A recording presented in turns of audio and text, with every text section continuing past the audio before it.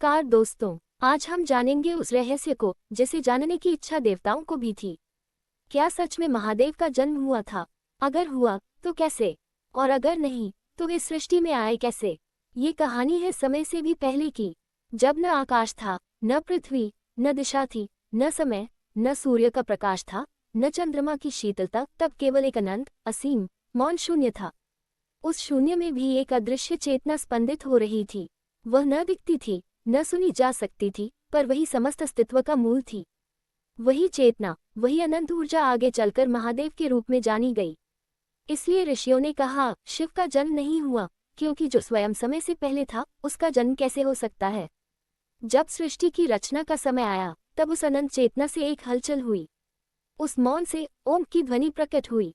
वह ध्वनि इतनी शक्तिशाली थी कि उससे सृष्टि के बीज अंकुरित होने लगे।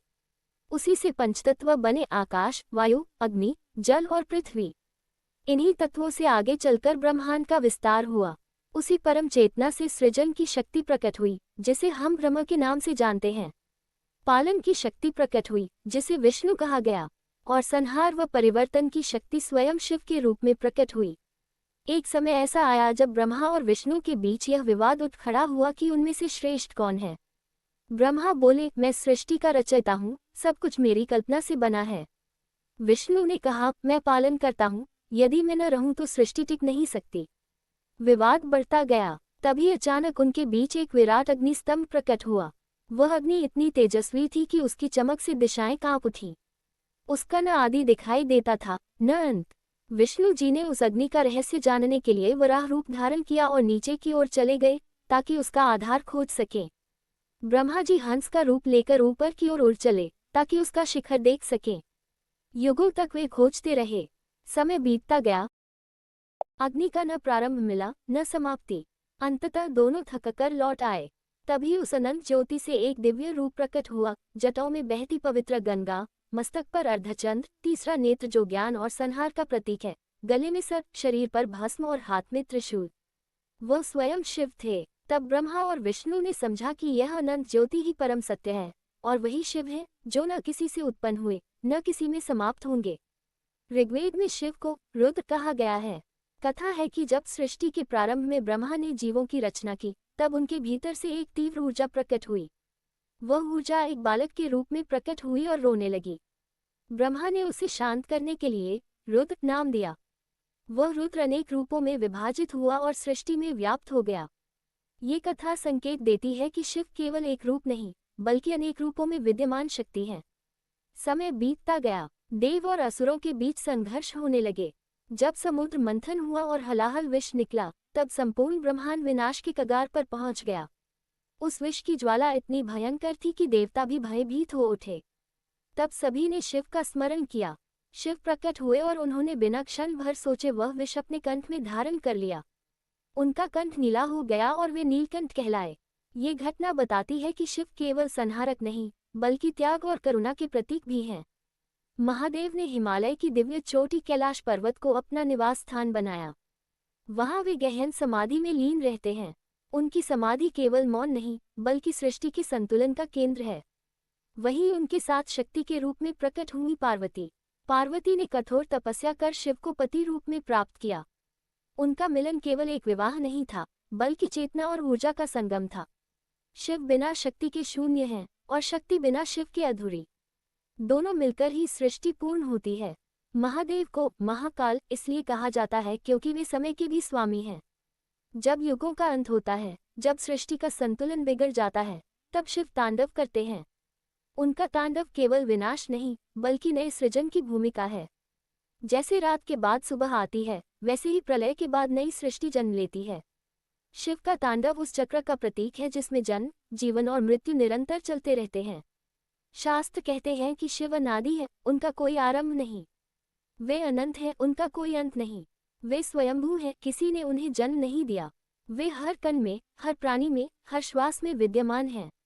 जब मनुष्य ध्यान में बैठकर अपने भीतर झांकता है, जब वह अपने अहंकार को त्याग देता है, जब वह सत्य को स्वीकार करता है, वही शिव का अनुभव होता है। महादेव की कथा केवल एक देवता की कहानी नहीं, बल्कि उस परम चेतना की कहानी है जो हर युग में, हर काल में विद्यमान रहती है। वे कैलाश पर भी हैं और हमारे भीतर भी। वे शमशान की भस्म में भी हैं और हिमालय की शीतलता में भी। वे विनाश में भी हैं और सृजन में भी। इसलिए ये कहना कि महादेव का जन्म कैसे हुआ शायद अधूरा प्रश्न है, क्योंकि जो सदा से था, जो सदा रहेगा, जिसका न आदि है न अंत, उसका जन्म नहीं होता। वह केवल प्रकट होता है जब समय उसे प्रकट होने के लिए पुकारता है। वही अनंत ज्योति है, वही शाश्वत सत्य है, वही शून्य है और वही पूर्ण है, वही शिव है, वही महादेव है।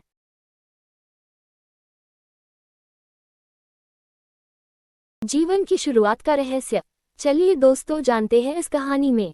जब न पृथ्वी पर कोई पेड़ था, न कोई प्राणी, न आकाश में पक्षियों की उड़ान थी और न समुद्र में मछलियों की हलचल, तब ये संसार एक अग्निपिंड की तरह था। लगभग 4.5 अरब वर्ष पहले जब हमारी पृथ्वी बनी, तब यहाँ चारों ओर केवल आग, लावा, जहरीली गैसें और भयंकर तूफान थे। आसमान से उल्काएं गिरती थीं, ज्वालामुखी फटते थे और धरती की सतह उबलते हुए पत्थरों से भरी हुई थी। उस समय जीवन की कल्पना करना भी असंभव था। धीरे धीरे लाखों वर्षों बाद पृथ्वी ठंडी होने लगी। आकाश में छाए घने बादल हजारों वर्षों तक बरसते रहे और उन वर्षाओं से महासागर बने। यही महासागर जीवन की जन्मभूमि बने। वैज्ञानिकों का मानना है कि समुद्र के गहरे अंधकार में जल में रसायनों का एक अद्भुत संगम हुआ।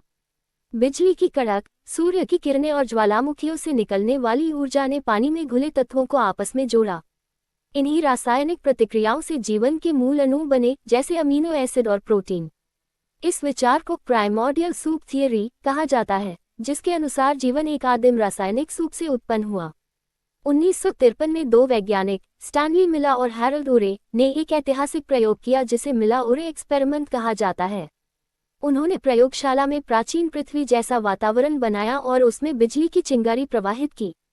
कुछ दिनों बाद उस पात्र में जीवन के आवश्यक रसायन बन गए। ये खोज मानव इतिहास में एक क्रांतिकारी क्षण था, क्योंकि इससे संकेत मिला कि जीवन के तत्व प्रकृति स्वयं बना सकती है। सबसे पहले जो जीवन उत्पन्न हुआ वह अत्यंत सूक्ष्म और एक कोशिकीय था, जिसे प्रोकैरियोट कहा जाता है। ये इतने छोटे थे कि नंगी आंखों से दिखाई नहीं देते थे, परंतु यही छोटे छोटे जीव आगे चलकर विकास की लंबी यात्रा पर निकल पड़े। करोड़ों वर्षों में ये जीव बदलते गए, विकसित होते गए। कुछ ने प्रकाश संश्लेषण शुरू किया और पृथ्वी के वातावरण में ऑक्सीजन भर दी। इसी ऑक्सीजन ने जटिल जीवों के विकास का मार्ग प्रशस्त किया। फिर समुद्रों में बहुकोशिकीय जीव बने, मछलियां आईं, फिर उभयचर, सरीसृप, डायनासोर और अंततः स्तनधारी प्राणी। इसी विकास यात्रा का परिणाम है मनुष्य। लेकिन जीवन की शुरुआत केवल विज्ञान की कहानी नहीं है, धार्मिक दृष्टिकोण भी उतना ही रोचक है। हिंदू मान्यता के अनुसार सृष्टि की रचना ब्रह्मा ने की। वही शैव परंपरा में माना जाता है कि संपूर्ण ब्रह्मांड और जीवन का उद्गम शिवा की अनंत चेतना से हुआ। जब न समय था, न दिशा, न तत्व, तब केवल दिव्य शक्ति थी और उसी शक्ति से जीवन का प्रकाश प्रकट हुआ। इस प्रकार चाहे हम विज्ञान की दृष्टि से देखें या आध्यात्मिक नजरिए से, जीवन की शुरुआत एक अद्भुत रहस्य है।